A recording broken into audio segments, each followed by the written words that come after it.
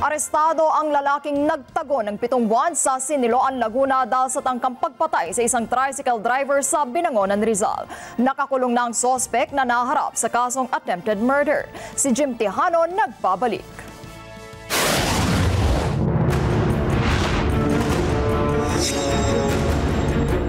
Sikid na nandun. Tara!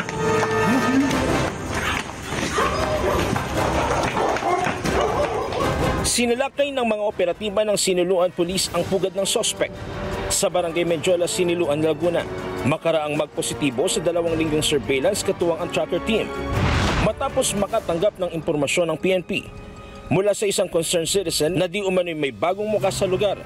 Pinaluhod, pinusasan at binasahan ng warrant ukol sa karapatan, kalayaan at nakabimbing kaso nito.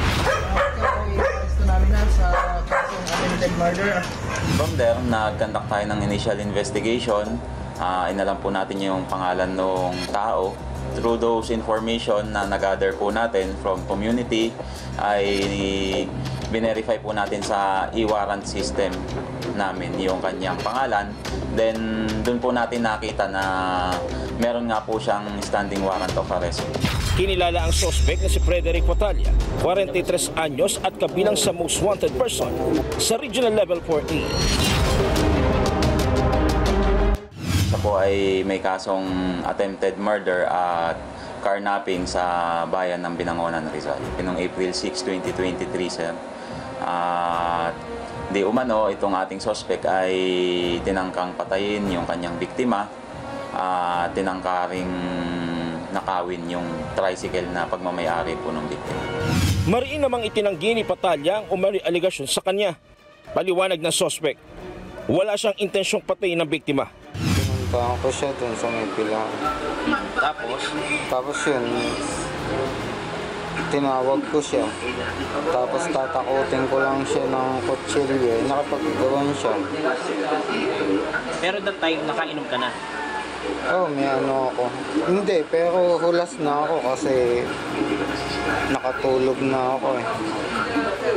Ang kaso lang na ano ko sa kanya, kahit daw kami magsantukan wala daw problema eh.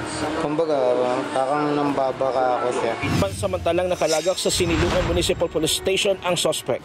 Kapag nabigyan na po tayo ng commitment order coming from the presiding judge, signed by the presiding judge, is kailangan po natin siyang i-commit kung saan po siya dapat idalhin na PJMP or provincial jail.